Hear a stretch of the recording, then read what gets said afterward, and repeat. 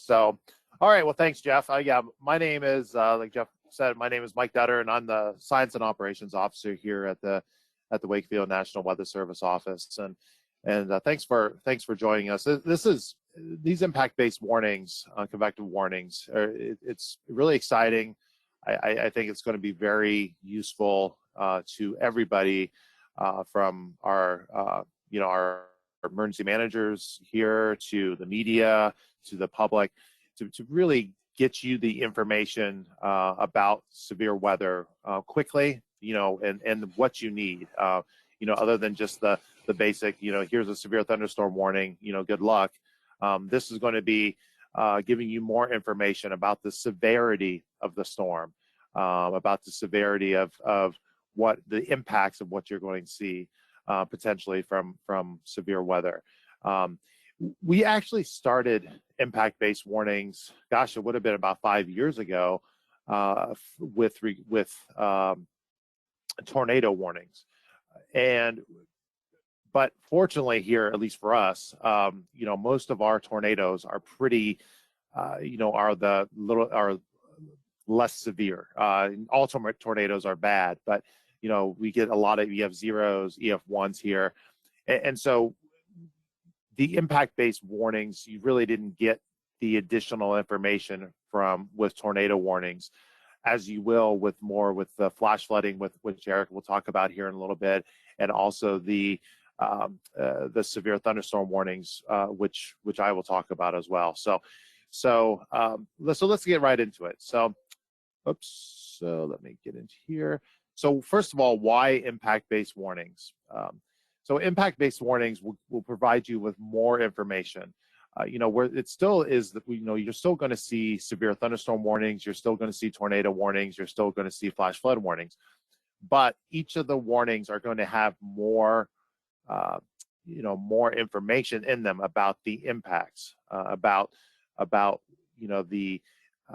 what could happen with an individual storm, because we all know that individual thunderstorms, severe thunderstorms, can be different, from maybe a couple trees down here and there to, some hail that may cause a little bit of denting of cars or whatever, to the more significant severe weather, the storms that cause, widespread tree damage, that's causing, houses to be damaged. You have baseball-sized hail that's, causing roof damage and, cars to be, nearly destroyed. So our hope is that, these warnings will allow us to give you better information, to in turn allow you to make better decision-making and public response. So, and just as a reminder, we're going to be talking about, again, severe thunderstorm warnings. Let me pull up my little highlight, or my little laser pointer here. So we're going to be talking about severe thunderstorm warnings, SVR, tornado warnings, TOR, and then flash flood warnings, FFW. Eric, again, I'll be talking sort of about these two. Eric will be talking about the flash flood warnings here right after my talk. So again, the goal is to provide details on impacts from severe convective weather based on the science, based on observations, and based on real-time reports and data. And what this will in turn, so we have this information here, the radar, real-time reports, whether it be from over the phone, social media, I could put data, different data sources that we have up here too, then to provide a warning that contains more information than what we had now, and specific information. It gives you source or hazard, damaging tornado. The source is a confirmed tornado directly from trained spotters. And then the impact, we are specifically telling you that this is a particularly dangerous situation, and that, this is life-threatening. Flying debris could be, deadly. Mobile homes will be destroyed because, we're calling this a considerable damage threat from a tornado. Considerable damage to homes, businesses, and vehicles are likely, and complete destruction is possible. So again, this is a warning from several years ago from Duluth, but we have issued several of these considerable tornado warnings in our area in Southeast Virginia, especially. We issued a few with Isaias as the tornadoes, all the tornadoes that occurred with that overnight. We issued several considerable tornado warnings. So, and again, this is based on the science, the observations, and real-time reports, and we're able to quickly put this into a format that you are able to see and able to digest quickly, whether you're looking at the meat of the text up here in the warning, or you're looking at this more machine readable, but it's very human readable as well, text down here. These are what we call the tornado tags, or the IBW tags, I mean. So I talked about the impacts, and you know, in the previous case, you saw this considerable wording here, this considerable tag here. So in the IBW world, we now will give you key sort of impact phrases, which do have specific meaning. So, for example, we have the base, which you won't actually hear us, you won't actually see a tag called base, but that's sort of our base, our first tier. I hate to use the word tier, but I guess that's the best way to put it. The base warning for that you'll see the majority of the time issued is the base tornado warning, the base severe thunderstorm warning, the base flash flood warning. Then you go up to a second level, I guess, is what the best way to call it, is the considerable tag, the considerable impact phrase, which is definitely a step up. You know, more damage, you know, potentially more, potentially more widespread damage. You know, could have more of a threat to your life, or certainly for injury. And then, last but not least, is the catastrophic. You know, and that's used for tornadoes and flash flood warnings, and or the destructive tag for severe thunderstorm warnings. And that is the worst, sort of the worst of the worst. I mean, all these are bad, right? I mean, all of these are warnings. So they're all potentially life-threatening and can cause property damage. But the catastrophic or destructive, that is sort of the worst of the worst. That's something that you hope you never see, because it's bad news. It's widespread destruction, you know, potentially, lives lost, or significant, injury, very serious. You know, all these are serious, but this is the worst of the worst. And considerable is nothing to, nothing to sneeze at either, as that's, some pretty significant damage as well. And we'll get into sort of what all these mean here right now. So let's first get into the base warning definition for severe thunderstorms. And each of these slides will have on the left-hand side what we're talking about for severe thunderstorms, and then on the right-hand side is the tornado warning definition for base.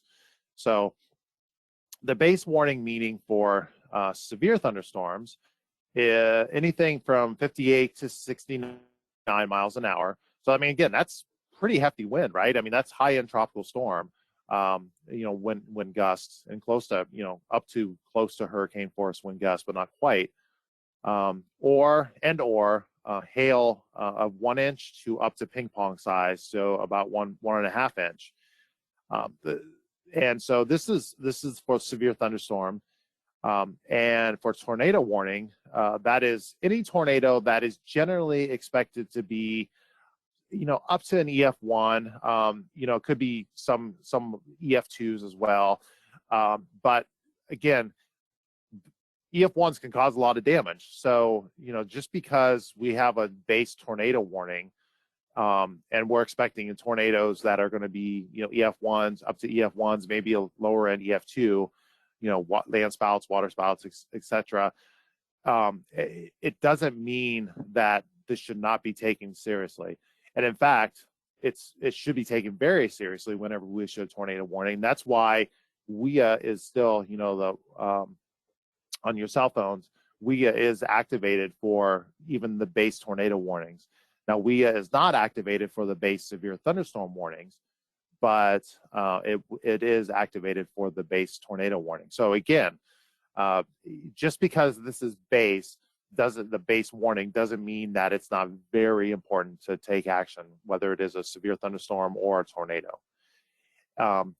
These base warnings, this is going to be almost the majority of our severe thunderstorm warnings and our tornado warnings in a given season. I'd say 95, 98%, probably 99% of our warnings will still be the base in the base fashion. So most of the time this is what you're going to see. And again, this is sort of some base impacts that you could see from a few trees down here or there, from maybe some minor damage to a house, some shingles or some spouting off a house. Tornado wise, this looks maybe worse than it actually is. These are just some outbuildings that were tossed. These aren't actually structures that were these were basically sheds that were tossed with a tornado back in 2019 in Disputana. So and maybe some trees, some tree damage here, but again, nothing significant to, again, this is similar to EF1, EF0 or EF1 type damage. So now let's go up. So let's go to the considerable warning, a considerable warning, which again is something that will be seen here. And again, I think for severe thunderstorms, it's winds of 70 to 79 miles an hour, or hail up to golf ball, or hail golf ball to up to baseball size. So 1.75 to 2.5 inches. So that that's pretty big. That's going to cause, especially if it's wind driven, that could be dangerous to you if you're out in it. It certainly is going to be causing property damage, especially to cars, to roofs. So these are serious, these are serious storms. Unfortunately, we will see several of these per year, whether it be 70 mile an hour or hail of up to baseball size. We will see several of these events per year around here. And so it's important to recognize that, the differences in the wording, which, in the warning, which we'll get into in a second.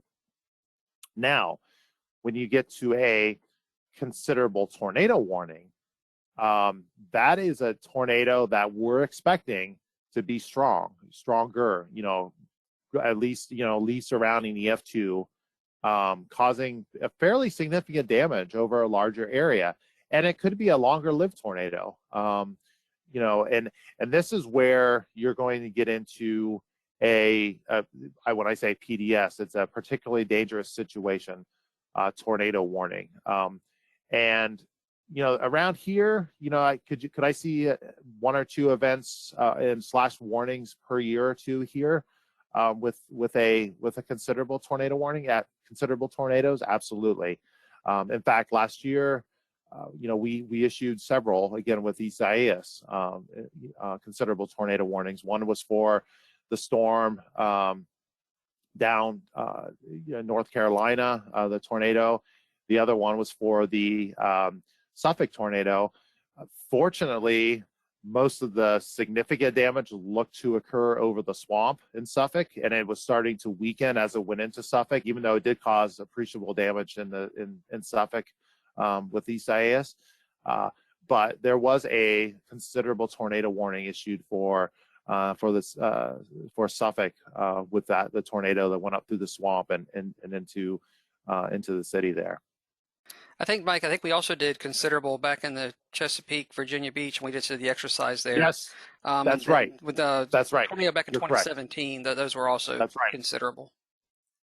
That is correct. Yeah, thank you, Jeff. Yeah, we did. We issued it. We did issue one in 2017, and in the 2016 tornadoes, we were not doing IBW back then. But I'm pretty confident, based on the data that we would have had a considerable tornado warning for Tappahannock, certainly, as that was a very strong circulation and very, very well defined supercell as it was heading towards Tappahannock, and that was an EF3. I'm pretty confident we would have had a considerable tornado warning for Tappahannock, and up there as well. I believe Florence was as well for their friends in Richmond. I think when the EF2 was going through Hull Street, I thought we went considerable on that one as well.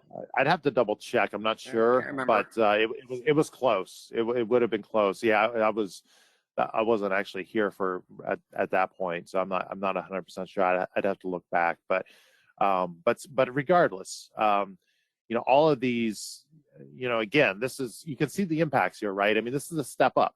You're getting this golf ball size hail at least. This is where you're starting to see even from severe weather, some, certainly barns being, being, I would call this destroyed, even though it's still somewhat intact. But you're starting to see definitely more appreciable damage from severe weather.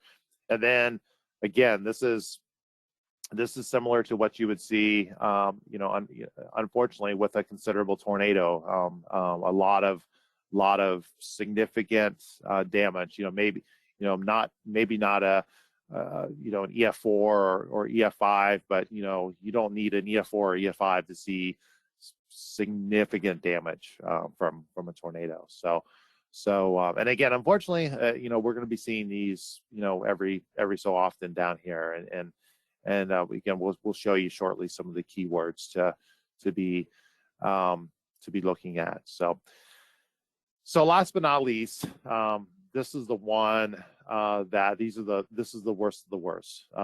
Severe thunderstorm and destructive severe thunderstorm or catastrophic tornado warning. This is when you do get WIA activated for for a severe thunderstorm on your cell phone.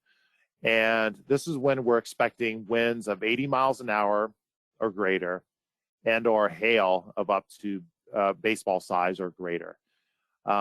This isn't going to be something that's every year around here, but I do think it could be every couple years. Could we have an event or two this year? Absolutely.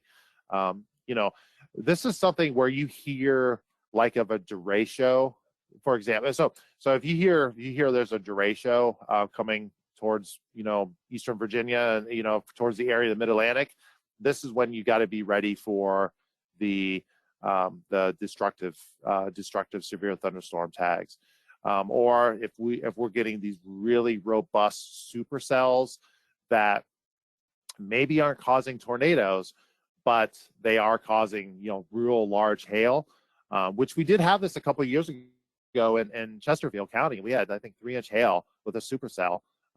We actually had some large hail just a couple of weeks ago, actually, down in North Carolina. So we will see these every so often, and so with regards to hail or winds of 80 mile an hour. But certainly, if you're hearing about derechos, large supercells, this is when you're sort of getting into this destructive severe thunderstorm. And let's hope we never see one of these here. But tornado, a catastrophic tornado, this is when you're getting into the violent tornado. Unfortunately, it's the stuff you hear all too often from the southeast, from the deep south, Mississippi, Alabama, and even the tornado alley, the classic tornado alley across the plains.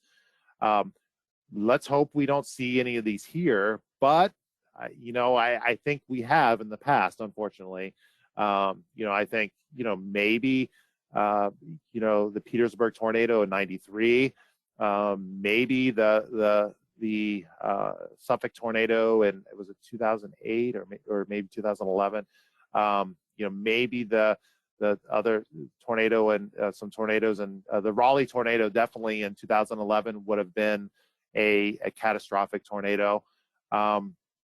And Jeff was actually in Raleigh for that, and I think we've talked that probably would have been a catastrophic if we were doing IBW back then. Yeah, we did do So, but these are, tornado emergencies for that. So that's right. You did do a tornado yeah, emergency. we were It just wasn't the IBW tag. right. That's right. That's right. So, that definitely was a tornado emergency. So these are violent tornadoes that are expected to cause major life-altering damage. Unfortunately, there could be loss of life.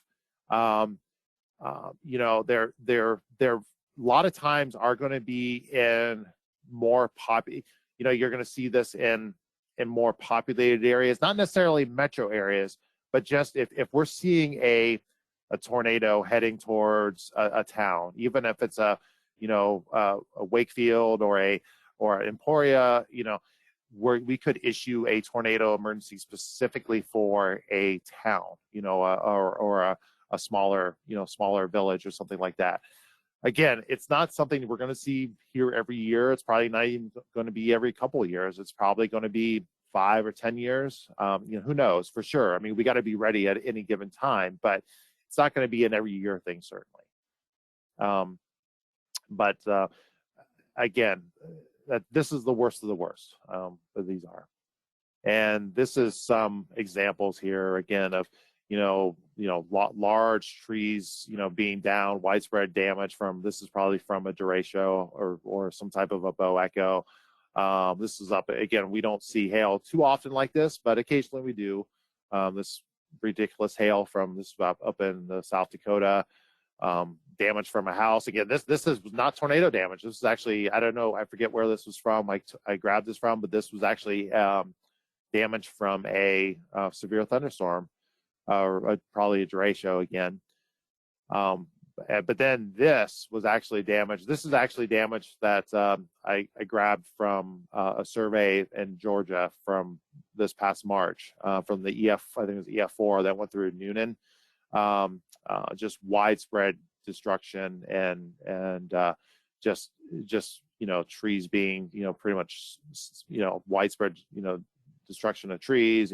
All the houses are destroyed. So you get the idea. So you get sort of the escalation of impacts as you go forward. So let's go to and I want to make sure I'm not running too late here, but let's go into some of the parts of the warnings, right? So now that the different impacts, the base, the considerable, the catastrophic / destructive. Well, that's all fine and good, but you get a warning coming out on your phone or whatever, and you're saying, okay, what is okay, so where do I look for this? So that's where let's get into this now. So sort of the main parts of the impact-based warnings, and whether or not it's a tornado warning, a severe thunderstorm warning, or a flash flood warning, they're all sort of the same with regards to the format. So obviously first you want to know where where things are being warned. And this was actually the warning that was issued for Suffolk for the catastrophic or the considerable tornado warning we issued for Suffolk back with Isaias. So the area warned, that's the first thing. So now the basis of the warning, including the potential the particularly dangerous situation. This is where you can get a lot of really good information, and we'll get into sort of the specifics here in a second. But the hazard, the source, as well as the impact. So this is where you're starting to see damaging tornado, radar confirmed that we're seeing it on radar that it is confirmed, and we can see that now on our radar that for especially storms close in, we can see that a tornado at least was on the ground based on our radar, which is pretty incredible actually. And then sort of the impacts, right? This is sort of where you get sort of this is where the impacts are defined. Since this was considerable, you're talking about life-threatening, mobile homes destroyed, considerable damage to homes, businesses, and vehicles, and complete destruction is possible. Obviously you have your path of when the storm is going to get there. But then here are the tags. So if you're really busy and you just need to know what the heck's going on with this tornado warning, I think I think you can really figure out, you can look at this part here and you can look at this part and see, okay, it's observed, it's considerable, and here's my hail size with the tornado. If you're really busy and you need to just look at something quickly, everything's important in here, but I think if you look at these sections, that will be really the most critical part you can look at. So let's look at the different formats you will see from the base, considerable, and catastrophic. So this is for the tornado warning. So you can see that with the base here, first of all, it doesn't actually say base down here, right? It just says, tornadoes, radar indicated, hail is less than 75 or 0.75 inch, 3/4 of an inch. And notice up here, I didn't actually zoom in on this, but just notice how the hazard just says tornado. The impact says, flying debris will be dangerous. Mobile homes could be damaged or destroyed. Damage to roofs, windows, and vehicles will occur, and tree damage is likely. So again, this is the base tornado warning, right? And again, that's akin to what we saw in this picture, just a similar idea. So now let's go to considerable. So notice how things are stepped up, right? This is a particularly dangerous situation. Take cover, damaging tornado now. And at this point, it was radar confirmed. And most of the time, I think we're going to have, when we issue considerable, we will have some confirmation, whether it's radar confirmed or spotter or law enforcement confirmed. Maybe not all the time, but I think most of the time that's going to be the case. You are in a life-threatening situation. Again, that's different here as well. Flying debris will be deadly. We went over this. And then notice down here in the tags what has changed. Now you do have this damage threat to considerable. You do have tornado is observed. And again, so you can get a lot of information really quickly, right? So, and then hopefully we never see one of these.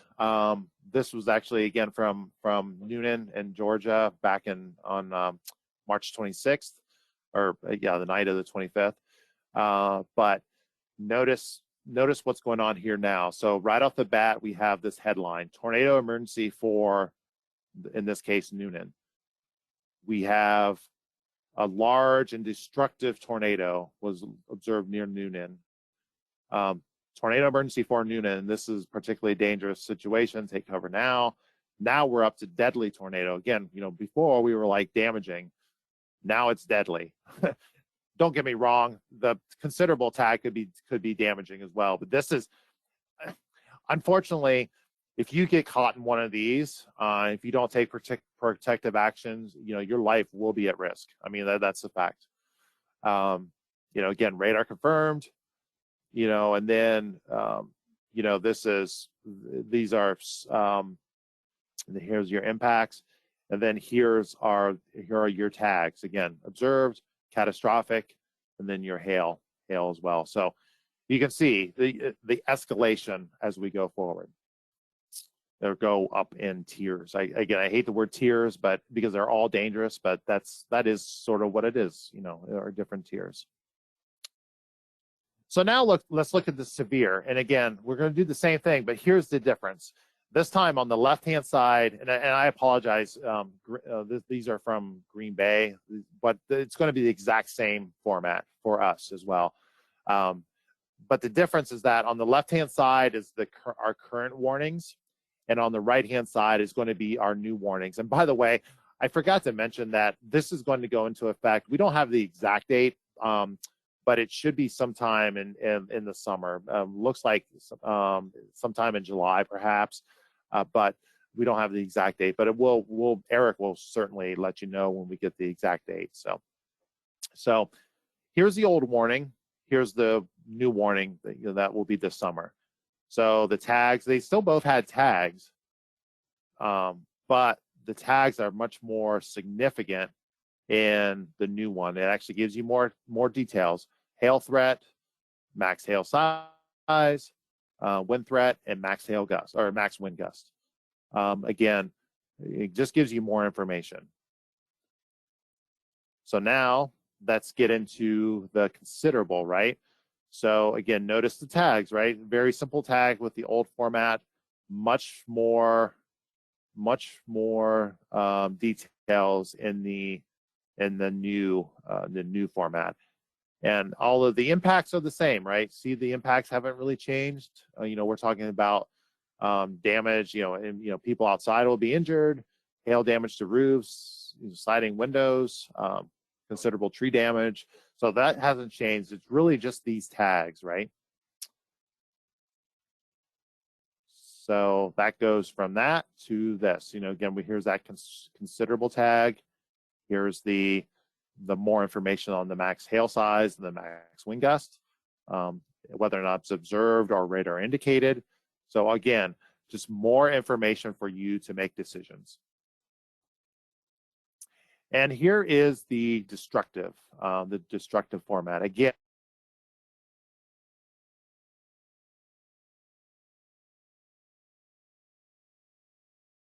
all right, so sorry about that.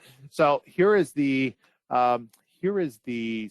severe format for destructive, and again, similar. The impacts and these here are very similar. Be dangerous. Mobile homes will be heavily damaged, considerably damaged to roofs, windows, and vehicles.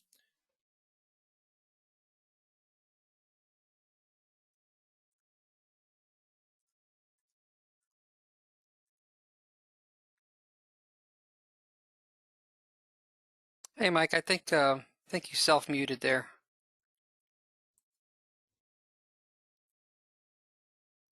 Let me.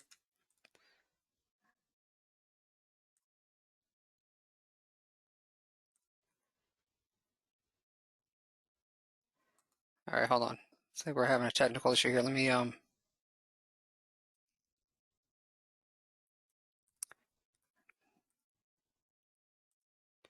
There we go. Okay, can you hear me now? Yeah, I can hear you now. We're having some. That was weird. Yeah, there's some technical issues with the webinar, but I think we're okay. Go ahead. Okay, sorry about that, everyone. Yeah, maybe in the webinar. Webinar was. Yeah, that was weird. Yeah, we're good. That was weird. Okay, so I guess I'll start back in this slide again. So I don't know where I left off, but this is the destructive format for the severe. And a couple things to note here that with when we get to 80-mile-an-hour winds, when we get to baseball-sized hail, before the old warning says this is a very dangerous storm, which it is. I mean, that's not wrong. Now, though, one big change is that it's going to say this is a destructive storm for such and such locations. So, we'll actually enter in a town, an area of a county, whatever, where we're expecting this is going to be destructive. So more information. So, if you get a warning like this and it says your area or your town specifically, you better watch out. Also, other differences here. Are, again, the tags goes from this this information, which is still good information, to this even more information, the observed, the damage threat, destructive, the threats for observed hail threat and wind threat, the max hail size, and the max wind gust. And also notice this tornado possible. And so this is pretty much my last slide, and then I'll be happy to entertain any questions. So what about this tornado possible tag in severes?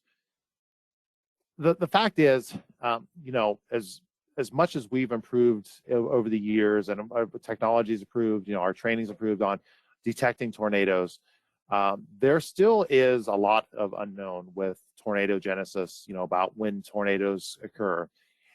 We have ideas that, there's the data suggests a tornado is possible, but we're just not ready to issue a tornado warning yet.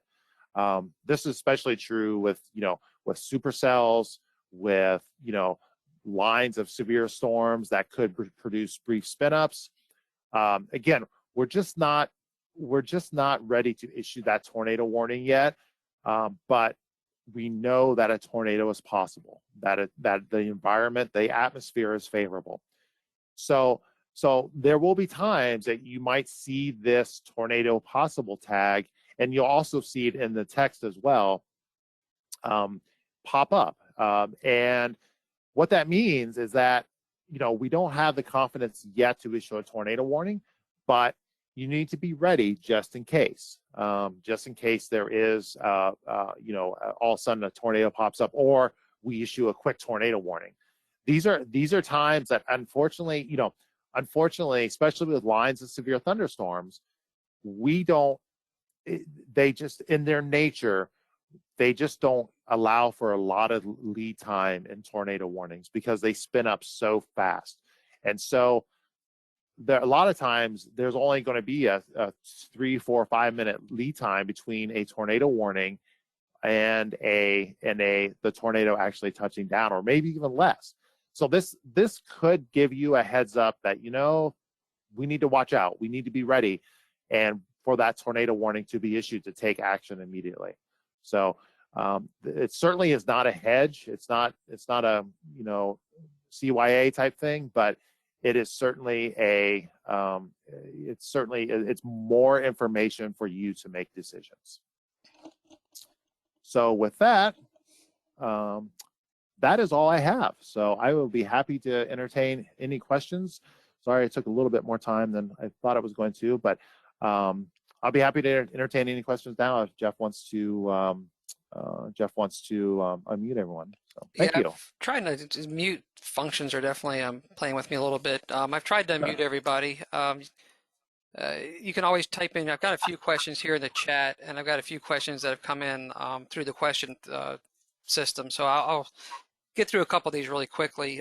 One of the questions talked about, how do we differentiate between radar confirmed and radar indicated? So, when we say radar indicated, we're seeing the rotation, we're usually fairly intense rotation at the radar beam elevation. We can tell the storm is spinning, has a very high likelihood that it's trying to produce a tornado. It's trying to do its thing. With the new dual pole technology, what we have the ability to do now is that, once that tornado touches down and it kicks up tornadic debris, so we're getting leaves and pine needles, shingles, things like that are being lofted into the atmosphere. And once they get to the radar beam elevation, they're very erratic targets. They're not shaped like raindrops. And so with the dual pole, it does a cross section type of a scan, and it realizes that these targets, just aren't right. I mean, they're not meteorological targets, and so they get flagged a different color in our system. And so when we see a real tight circulation, and then at the same time, we see this, we call it, this correlation of tornadic debris, then we know that there's a tornado on the ground. And really with the technology, we've seen this quite a bit, even without a lot of leaves in the trees. I've had to put a percentage on it. I would probably say, since we've gone to this technology, I'd say almost 80% or so of the tornadoes that have touched down, we see the debris balls. And a lot of times, it's before the responders are getting the calls. And so we're able to call the 911 center and say, look, we have a tornado on the ground at this location, move in this direction. So it's to the point where the tornado's on the ground and pushing debris up to the radar beam elevation. So that's what we're seeing when we say radar confirmed. It's there, and we're seeing tornadic debris. As far as the considerable tornado warnings, what we're looking at there is not only do we have the rotation, but the rotation is getting really, really intense. We may not necessarily know the tornado's touched down. Maybe we don't quite yet have that debris ball, but the circulation at the radar elevation is just getting so intense that if it's more likely that it's going to do it if it's not already, and if it does touch down, it's probably going to be a more intense tornado because it's just basically spinning like a top. It's really, really, really intense rotation, and so that's when you get up into the considerable. We're looking at how fast is that thing spinning, and it's just getting honestly a scary looking. We're getting to the point where the rotation is just incredibly intense. For the tornado possible and severe, there's a question about that, and really what we're seeing there is we have a severe thunderstorm, maybe producing some damaging winds, large hail, and there's rotation in it. We don't do that willy-nilly. There is some rotation there. It's not really tight rotation necessarily. I mean, a lot of storms spin and never produce tornadoes, but some of these storms that spin, we don't want to set off all the alerts for a tornado because we're not confident that it's doing it. But there's some rotation in there. The storm is spinning and it may be trying to do it. And there's other factors we look at too, with the storms interacting with other storms, interacting with other fronts across the area. There's certain things that can help to spin up tornadoes pretty quickly. And so we can have that severe thunderstorm warning. And if it's got some spin or we've got some concern about it, we'll pop that tornado, put that tornado possible in there. Let's see. So somebody asked a question here about weather alert radios. The answer there is yes. So WEA, the wireless emergency activations, is strictly for your cell phones. And so you don't get the alerts for the severe thunderstorm warning until you get up into the damaging, the destructive, highest end, severe thunderstorm warning is when you get the WEA there. For tornado warnings, you'll get the WEA on your cell phone. But all of these alerts will activate the weather radios. So even your base, severe thunderstorm warning, and you'll hear more about the flash flood here coming up in a second. Even all of the base warnings alert weather radios. So no matter what type of warning we issue, the weather radios are going to alert. So your schools will still hear the warnings for a severe thunderstorm, even if it's a base severe thunderstorm. Your schools will get that weather radio activation. Let's see here. Another question here. So I think this is a question about emailing warnings. And I'll tell you what, let me see if I can, that was actually a pretty timely question. Let me see if I can share my screen really quickly. Let me hit show my screen here. Well, it's not. Well, anyway, INWS, it's Interactive National Weather Service. That's really, if you want to get the text warnings, that's really what the best way to get it is through what they call INWS. And let's see, I don't know, are you still sharing your screen, Mike?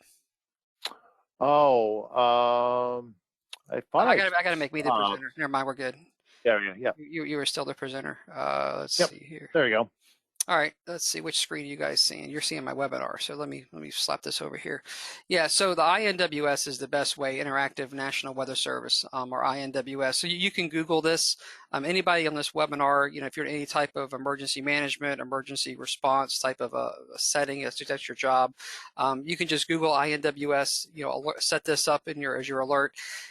We have instructions on how to do this. So you'll first go in and register, and once you're approved, you have to then log into your account and then configure your alert area. And so you can do this by a polygon and a GIS framework. You can do it by zip code.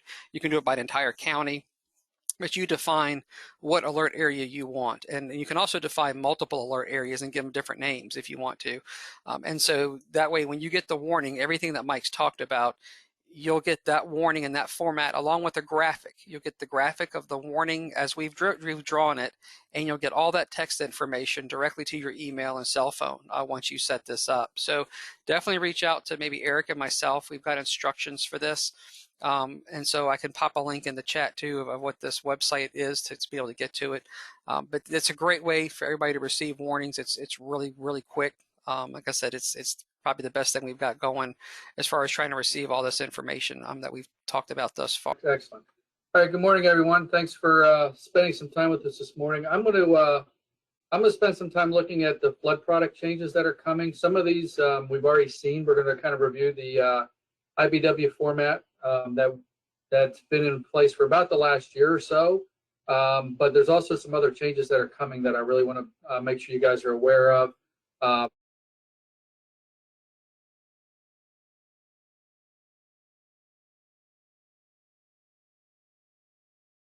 Yeah, somehow you self-muted there again, Eric. We had you there, and all of a sudden you went, there you go, we got you back. There we go. So what we're going to look at why we're making these changes. We're going to look at the kind of the structure of the impact-based flood warnings. We'll look at some of the flood product consolidation. This is something that I'm really excited about because it's something, having been in the hydrology world for a decade, I really thought was important. that we're finally getting to. And then we're going to look at some of the future changes that are coming that I think that will be an impact on folks as we move forward in time. And that's a place where you guys are going to have an opportunity to provide some feedback as well.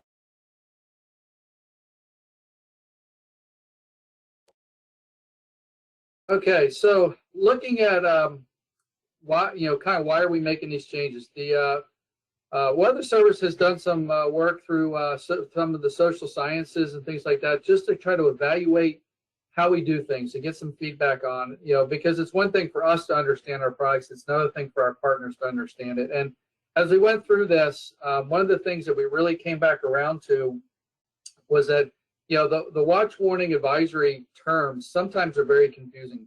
And as much as time as we spend in sky warrants and things like that, trying to educate folks on what those meanings are, and what actions we want people to take when they hear those terms, it's really just it's not something that really has clicked with a lot of folks. There's still a lot of confusion in there.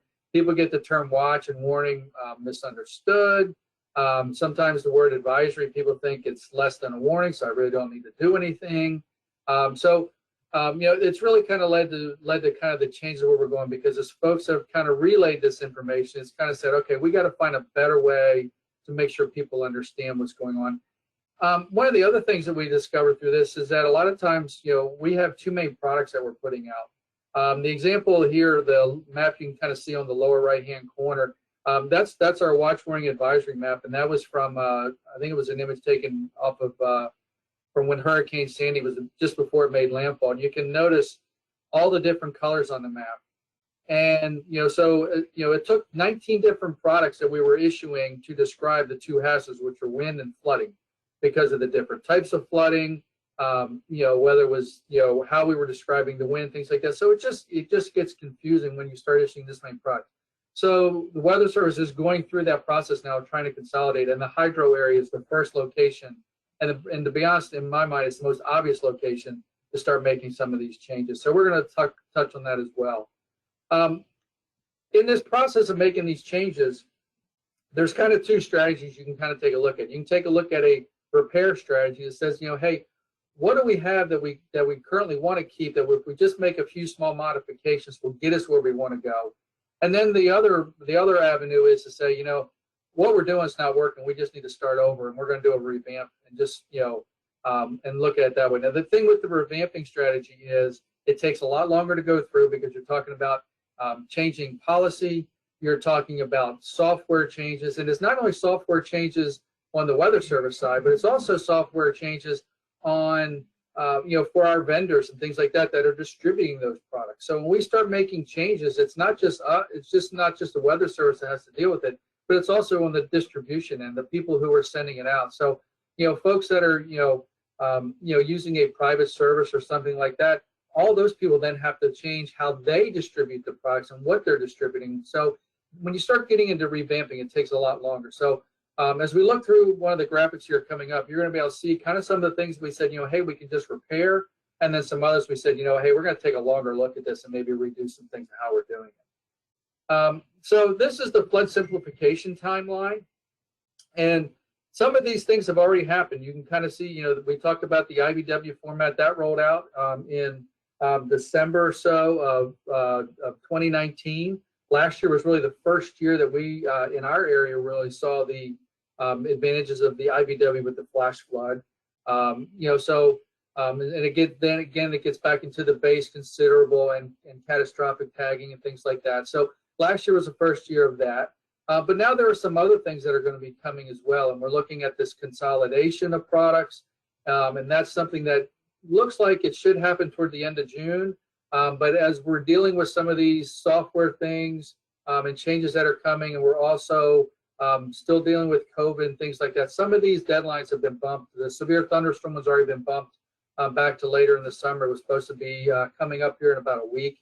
So right now the target date's the 28th for this consolidation, but it may end up being a little bit later in the fiscal year, in the fourth quarter. So which would get us out more into the September timeframe. Okay, so when we're looking at the formatting for the IBW products, and this kind of goes along a lot with what Mike was discussing, very similar format. You know, we're looking at the hazard, the source, the impact. Those things it's brought all these products into the same type of a format. So it should be easy then for folks to be able to find what they're looking for. So you can see in this hazard, and this warning was one that we issued in the flooding in Chesterfield last August. Before this was considerable. So you had life-threatening flash flooding as the hazard. The source, where's the information coming from? Is it coming from radar? Is it coming from emergency management? Is it coming from law enforcement? Where are we getting the source of the information from? And then what are the impacts? So all that information is right there. It's very clear to find. And again, at the bottom of the product, you're finding those machine-readable tags.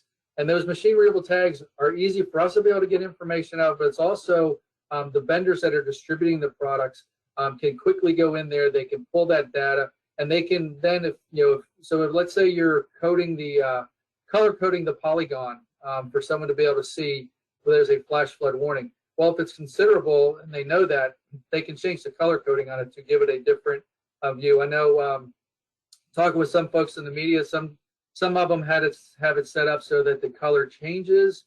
Maybe they're using red for a warning, and instead of red, when it goes to considerable, it becomes purple. Or they'll take it and they'll change it and they'll use some hatching across the polygon, things like that. So it's a way for them to be able to differentiate. So all that stuff is in those machine readable tags, and it's additional information that can be used, by the vendor, and then also makes it much easier to see visually. Okay, so what are some of them, when you look at those tags, what are some of those values that you can see coming through there? The base, when we deal with base flash flooding, there is no WE alert. Used to be every flash flood warning got WE alert. And we're going to look at that on the next slide. But you can see the number of flash flood warnings based upon when they were evaluating this process and going through and doing a complete review of the program. 90% of the flash flood warnings that were issued across the Weather Service would have been considered base flash flood warning. So it's a scenario where we're going to be having impacts from quick rising water, and people are going to need to take action. But the question then becomes: is it truly immediately life threatening? Is it something that I immediately have to take action on? So that's kind of where the base is. It's kind of more in that in the initial stages of an event. Now, if something's getting worse, where we start getting to the point of seeing swift water rescues, maybe potentially roads being compromised, things like that, that's when you're going to see the upgrade to the considerable tag. That's when we start seeing those, more severe impacts that are going on. Urgent need for protecting life and property is right there. So that's when we would issue considerable. So, the event we saw in Chesterfield last year in August, that dealt with those type of risks, where we just had so much going on at one point in time. There was so much, there was things being damaged, property being lost, trying to drive around, things like that was almost impossible. Those kind of things going on, that's when we started getting that considerable tag. When you start getting to catastrophic, okay, that's when we start getting into what used to be the term life threat or flash flood emergency. It was that life-threatening scenario.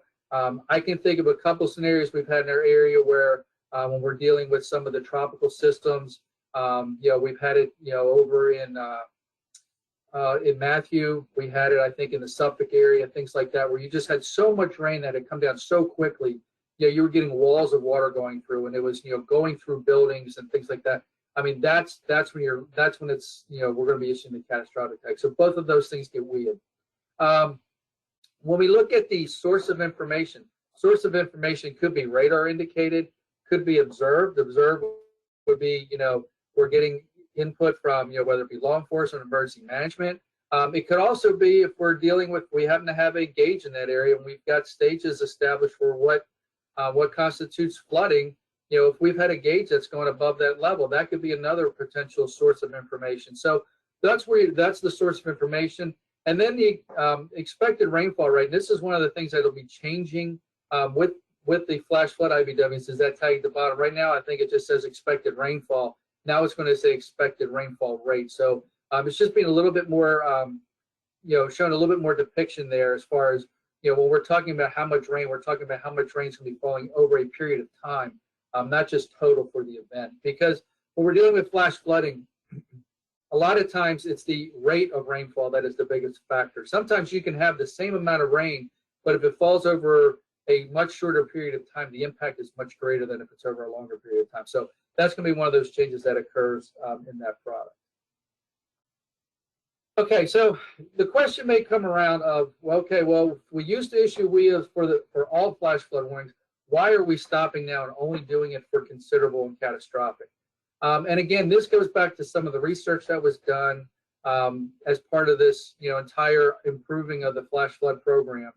And one of the things that came back, and this was from FEMA and this was from the public, is that they were getting a lot of complaints over the fact that people's phones were going off at 2, 3 o'clock in the morning on our base flash flood warnings. When, let's say, I'm in New York City, I'm living in an apartment, I'm 8 floors up, and my phone's going off because there's a flash flood warning in the area that's hitting the cell phone tower. Am I really at a life-threatening scenario that I need to be alerted at that point? So because of kind of examples like that, the NWS worked with FEMA, and the decision was made that we were going to change how we did the WIA alerts. So so you saw basically on that previous slide, you're talking about only about 10% of the time do we really technically need to be alerting WIA for the flash flood warning. So that's when the change was decided to be made. So it doesn't mean that we're not going to, all the flash flood warnings are still going to be distributed under the, other methods, whether it's EAS, NOAA Weather Radio, INWS, however other methods that are out there to, distribute the warnings, those are still going to go out. The only thing that's not going to occur, unless we issue considerable tag or catastrophic tag, is the alert on your cell phone. All right, so let's go ahead now and take a look at a little bit of the product consolidation. This is one of the things that I'm excited about because I think it makes things simpler, not only for the weather service side, but I think it's also going to make things simpler, on the user side as well. The kind of the two products that are really changing here from a consolidation standpoint are the Flood Watch and the Flood Advisory. Up until this point in time, the Weather Service, we've had the choice when we issue a Flood Watch, we can either say it was a Flood Watch or a Flash Flood Watch. In a lot of cases, I don't know if that necessarily made that big of an impact on the user end. I know for us on the forecast end, we spent a lot of time trying to make a decision. Well, what do we call this? Which product do we use? So now with the consolidation, we're just saying, hey, the threat for flooding is possible. And we're not really trying to determine whether we say it's flash flood, which typically means it's a rapid rise in water in a kind of a less than 6-hour period, or a flood watch, which is more of a general flooding that occurs over a longer period of time. So we're not really trying to determine that anymore in the watch. We're just telling folks, hey, flooding's possible. It may be something that you're going to have to deal with, in whatever time period we're looking at. And usually it's going to be somewhere, in a, kind of, we were looking at somewhere probably in the next 12 to maybe 36 hours. That's kind of the time frame that we would be looking at for issuing a flood watch. So we're going to consolidate that now. We'll look at one of those products here in a minute so you can kind of see what those changes are. The other product that we're consolidating out of this is the Flood Advisory. The Flood Advisory, we've talked with media folks, we've talked with other partners about the Flood Advisory, how it's used. In a lot of cases, it doesn't get a lot of widespread dissemination. But it's also because of the different headlines. You can see there's 5 different headlines in that product that could potentially be in there, from urban and small stream, arroyo and small stream. There's a lot of confusion there because of all the different products. So what we're going to do is we're going to just consolidate in and just say all that. We're going to say Flood Advisory, and we'll talk about how we can actually maybe differentiate still a little bit within the product itself. But as far as the headline goes, it's just going to be Flood Advisory. And Flood Advisory is really that nuisance type flooding. It's, we get heavy rainfall, we get a street that doesn't drain very well, you get a period of time where you're going to have ponding of water on a roadway. So maybe you get 6 inches of water that's sitting on a road for for a half an hour, 45 minutes out of heavy rainfall. That's kind of what we're looking at with Flood Advisory. It's nuisance stuff. It's low-lying areas that we know typically the water collects in. It'll be there for a while, and then after it had stopped raining, a couple hours it's gone. Those kind of things. Those are the things we're just kind of trying to highlight for folks that, hey, there could be some water problems out there, especially if at night, you drive into one of these things, even though it may just be a couple inches of water, it's still enough that someone could hydroplane, things like that. So that's kind of what we're putting the advisory out. It's not a flood scenario, but it's, just enough to try to get people's attention, that there may be a few issues out there. So we're going to consolidate that into one product as well. Okay, so we look at the flood watch, some of the big changes you're going to see, and some of this, the biggest change I think that for you guys you'll see is the change in the headline. The headline will no longer say flash flood watch. It's just going to say flood watch is in effect. And then we can then go in, and the other change that you're going to see is we've got it in more into the format of a lot of our other products now, which is the what, when, impacts, additional type of information, type of product scheme, as opposed to the the bullets have been. So you're going to see those changes, and we can then tuck within the hazard itself, the what part, we can type in the what type of flooding threat. If we think it's flash flooding, that would be the place it would show up, as opposed to just showing, just instead of it being in the headline. The other kind of change that you see at the very top, and this is going to be more for really for some of the providers and things like that actually take our products in. The VTech code will change, and that coding at the top really helps them to determine which type of product it is, and how to color code it, and how it's going to then be disseminated back out to their users. So the vendors will be dealing more with some of those VTech coding changes. So that's kind of the other change in this product. The other one I wanted to look at was the flood advisory consolidation, and again, we're dealing with a similar type of a consolidation.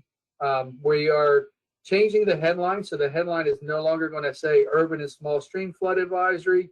It's just going to say flood advisory and give you the time that it goes into effect for. And then again, we're changing the format to make it more consistent with the other weather service products of what, where, when, impacts, additional information. So it'll be a little bit easier to read. You'll be able to quickly go in, find exactly what you're looking for in that product, and then be able to use it as you need to. So again, just a little bit of a change, in kind of in the headlines and things like that, but it's just going to make things a lot easier as far as how we put the products out, and what you're going to be looking at when you see it. You're not going to try to figure out all these different advisories. It's just going to be one product, which I think is really going to be beneficial for everybody.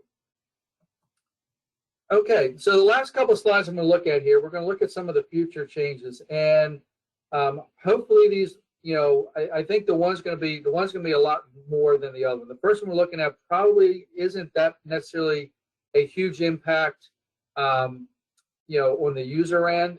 But one of the changes that we're looking at is when we after we've issued the initial warning with the product, with flood warning. When we issue a follow-up statement to it, it comes out as a flood statement. Now, some of the problems with that are that some of the vendors don't look for those products. It goes out under what we call a different pill. It goes out in the system. So instead of it going out with an FLW pill, it goes out as an FLS. So some systems don't transmit it, things like that. So the information isn't always getting to the user. And plus, the FLS pill is used for the flood advisory. So so sometimes, the products themselves can then get lost within the mass shuffle because, is this a warning? Is it an advisory? What's it for? So the proposal that we're looking at is that when we issue a follow-up statement on a flood warning, it's going to go out under the same pill. It's going to go out under the FLW pill. So it'll still say flood warning instead of flood statement.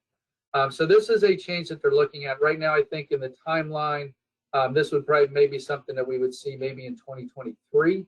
Again, because you're dealing with, in this case, you're dealing with some policy changes. This is kind of part of those revamp where you're dealing with policy changes, you're dealing with maybe potentially software changes.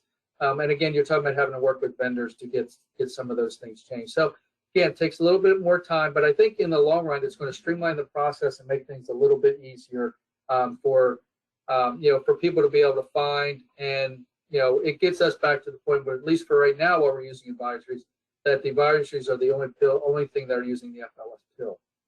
Now, the last changes, this is where we get into the some of the future changes. This is the email that Jeff was referencing I sent out to everyone. with potential for some webinar to be able to kind of for you guys to be able to come in, view what the changes that are being proposed, and provide your feedback. And I can't stress enough, your feedback is very, very important in this process, because you guys are our users. You guys are using the products on a daily basis. You guys are the ones making decisions off of the information that comes out. So your input is really, really essential in this process. And the changes that they're talking about making aren't just necessarily confined to the flood program. They're going to be probably across the entire spectrum of weather service products. And you notice here in this image here, we're talking about changing our system from watch, warning, and advisory to just watch and warning. We're talking about removing the advisory part out of the process. We're looking at those, kind of less severe events, sub-warning type headline events that we issue now, and potentially removing those and just going with plain language statements. So instead of saying, quote unquote, a flood advisory is in effect, we're just going to put a statement out and say, hey, nuisance flooding is possible. We've had this much rain, and it's just going to be a straight, simple product that way. So that's kind of what they're looking at by doing this. And again, if you remember when I started discussing earlier, some of the science said, hey, the watch warning advisory stuff is confusing. People can't figure out what the difference are between watch, warning, and advisory. They get them confused, things like that. So this is in response to a lot of that social science research that was done. And it's really just trying to get a system where folks understand that the watch part means prepare, the warning part means take action, and we're getting rid of the advisory part. Again, there's a lot of feelings on this. There's a lot of input that's going in already, but we need more input. About is really a new interface. We've been doing this tide forecasting along the coast and dealing with coastal flooding, for quite some time. And what we've tried to do, as far as the whole eastern region of the Weather Service, is trying to find a good way to kind of consolidate, how do you find, this information and kind of have a clearinghouse type of a location, because some people want to look at some of the model guidance, some people want to look at the forecast that we're putting out. Then we start getting questions about how high was the water during Hurricane Matthew, or what was the water level during Hurricane Isabel, how often do we see some of this level of tidal flooding. So we get a lot of questions, and so we really, I'd say almost over the past couple of years, we've been developing and improving some of our existing interfaces and really developing this new interface, which I'll put in the chat, and it will also, we'll follow up with an email that we'll be able to send out to everybody. Let me drop this website into the chat real quickly, so everybody can kind of go have this website. I'm just going to walk through it real quickly. I encourage everybody to play with it. I'm not about to go through every single thing on this page. I just want to show it to everybody. It's a pilot project. Right now it's going to be. It is official now. We're starting to push it out. We will link to it on our main website. So when you go to the Wakefield Weather Service webpage, the way you'll be able to get to this website starting next week is you'll be able to go under forecast, and in here you'll have a coastal flood option. And then when you scroll down here towards the bottom, this weather radio icon is going to change. That's going to go away, and you'll see a house that looks like it's got waves hitting it. There'll be a little icon there showing, it'll say coastal flooding. And so whether you click on the icon here, or if you go under forecast and it'll say coastal flooding, it'll take you to this website, this interface here that you'll be able to interact with and play with. Just going through it really quickly, you notice that it is set up for a lot of different weather service offices, up and down the eastern seaboard.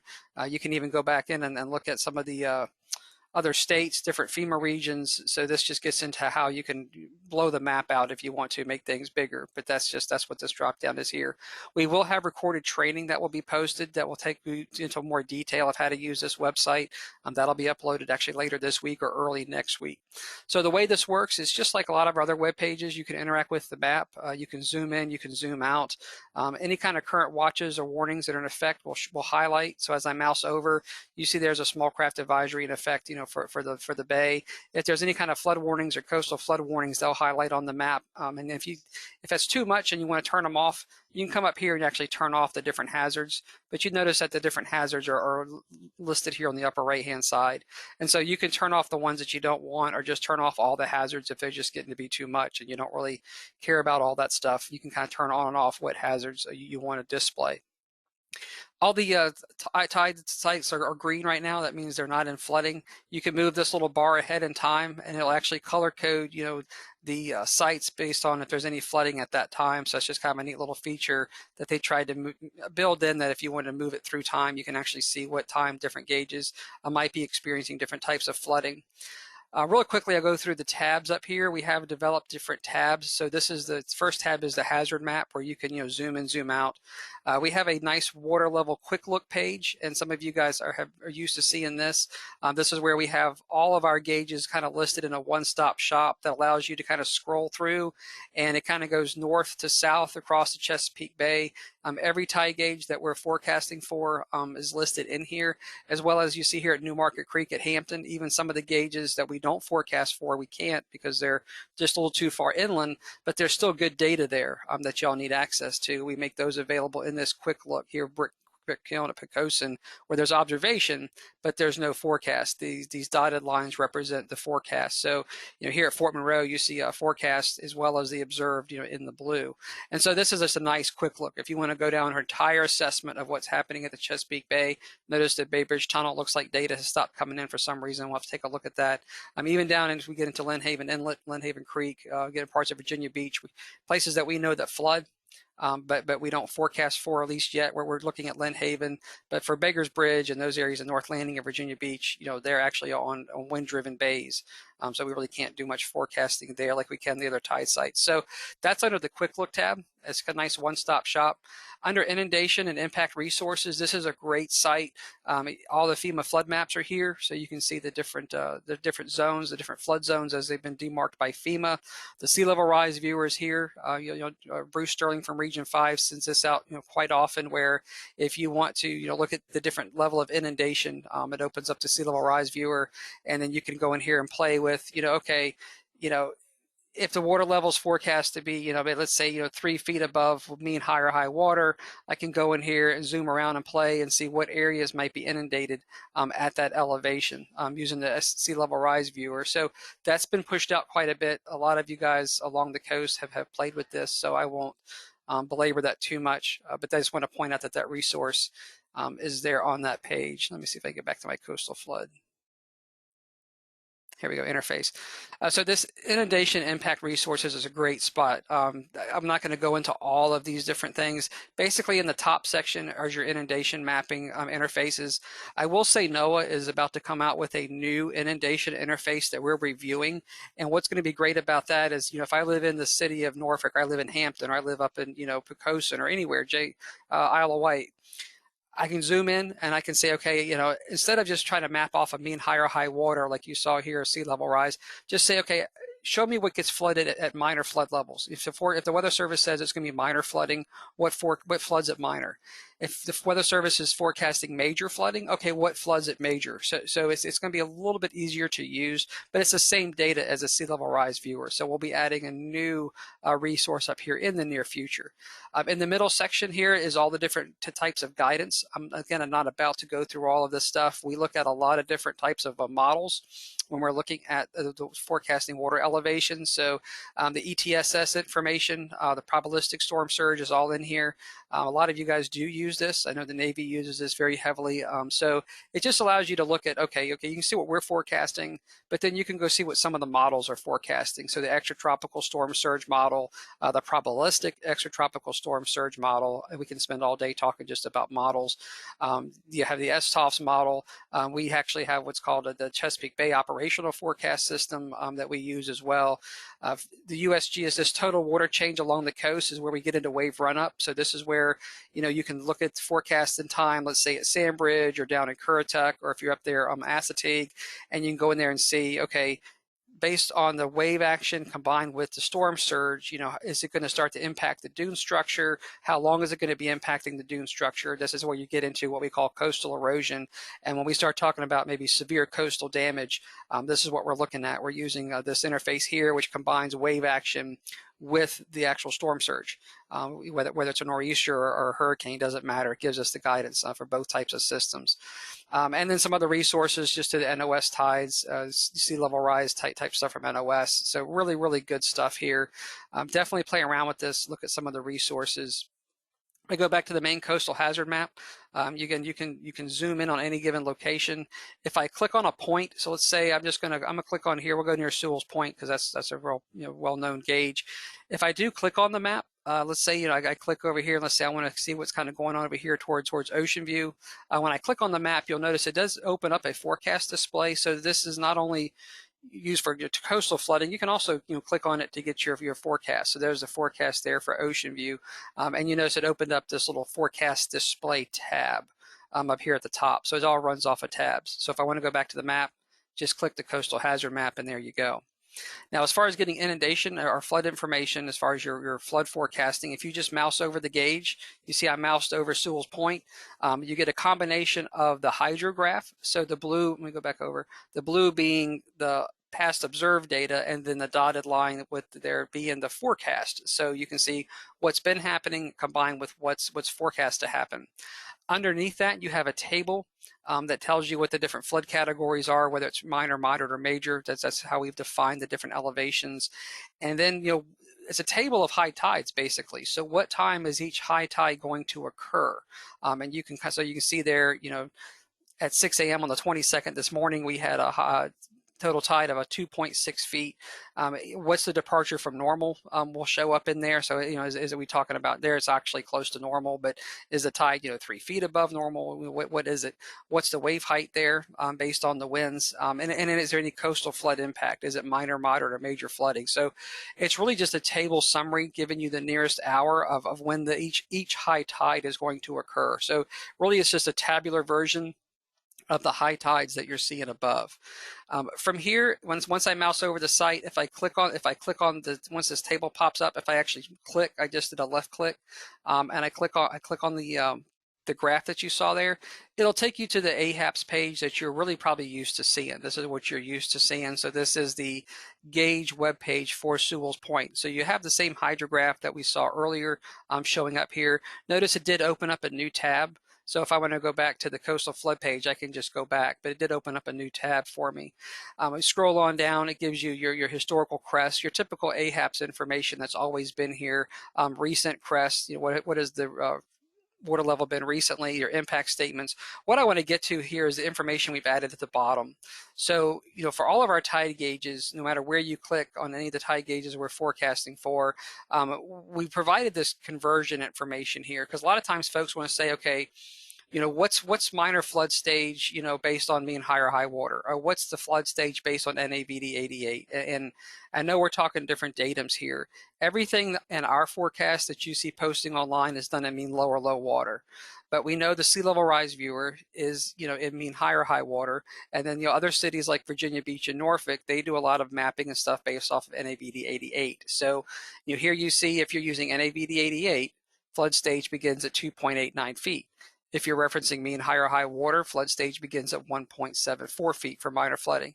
For mean low or low water, flood stage begins at 4.5. So we've just kind of made this as a reference where, if you need a quick way to figure out, what the difference is between these different datums, this is where you can get that.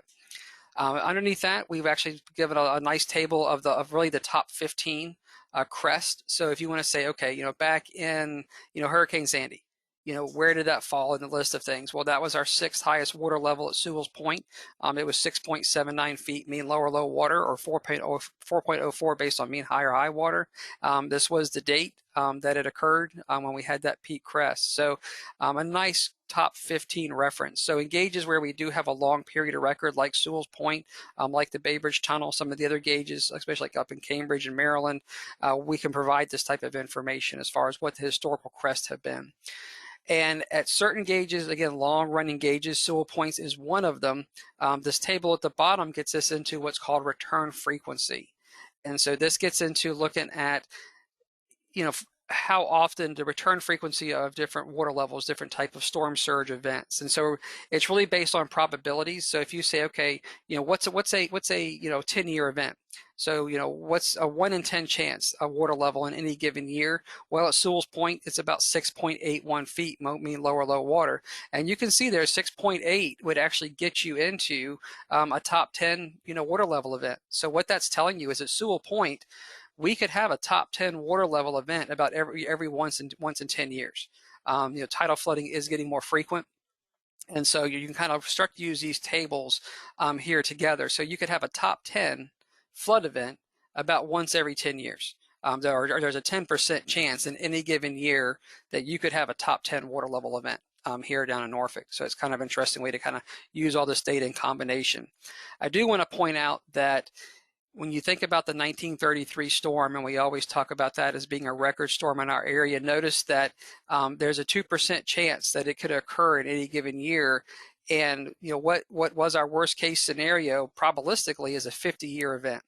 And that's really due to sea level rise. And so, if you're looking at about a 1 in 100 year event or a 1% chance in any given year, that's beyond the 1933 storm now at this point because of sea level rise. So, what was our worst case scenario here for the Chesapeake Bay is really, probabilistically looking at the NOS, National Ocean Service data, about a 50-year event. And so we've tried to provide all this really information for you guys, and we won't have all of this probability information for every single gauge, but for the gauges that have the long running climate type of a database for a long period of time, we have made all this information available to you. So, I don't want to belabor this too much. Again, I think the best thing is to get in here and just start playing with the website, start kind of seeing how things work. I'll turn off the hazards. You can actually turn on the wave height forecast as well as the wind speeds down here. So there are some forecast overlays that you can turn on and off. Sometimes these overlays load fast, and sometimes they don't. They loaded fast from the other day, and now they don't seem to be loading very quickly at all. But you can overlay these different forecast elements. Like I said, right now it's a pilot. So when you guys see things that don't work on the page, like for some reason this is not working, it worked earlier, definitely let us know. Shoot me an email because we need to kind of work out some of the bugs. But the tide part of this stuff I'd say is pretty much hardcore. This all works really, really, really well when you're mousing over your different locations here, trying to get the forecast for different spots. So the fact that we do have so many tide gauges that we can forecast for really makes this page, I think, really, really pretty robust. Again, no matter where you click, again, I'll go use the Chesapeake Bay Windmill Point. If I click on that site, it'll take me to the AHAPS page, for that location. So really nice interactive page. Here comes the AHAPS page for Windmill Point.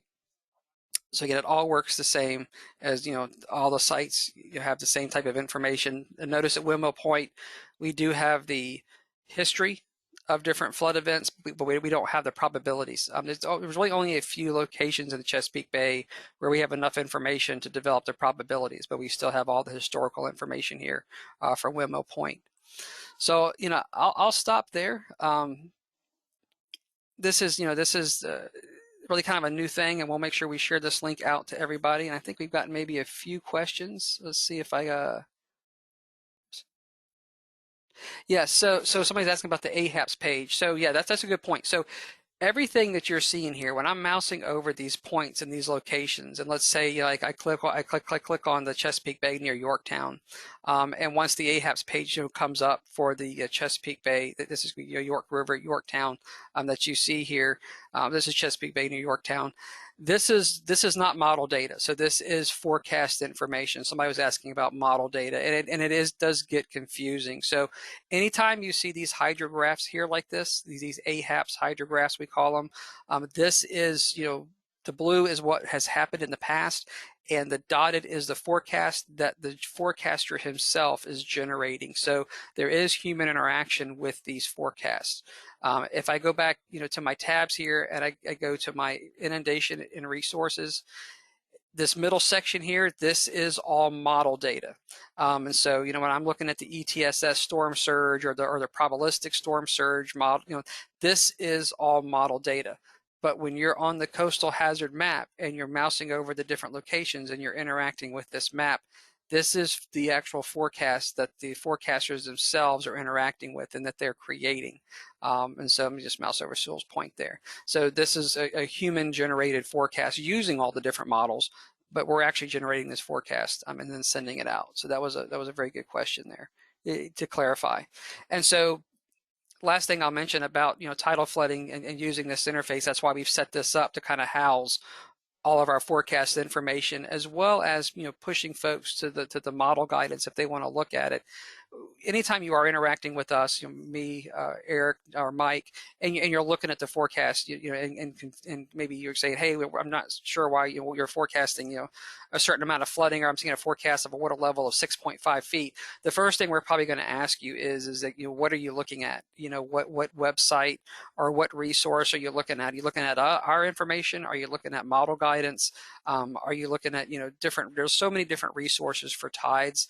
It does get confusing. I mean, are you just looking at astronomic tide? We've had people say, well, you're forecasting, 4.5 feet, but on the webpage I'm seeing, it's only forecasting 2.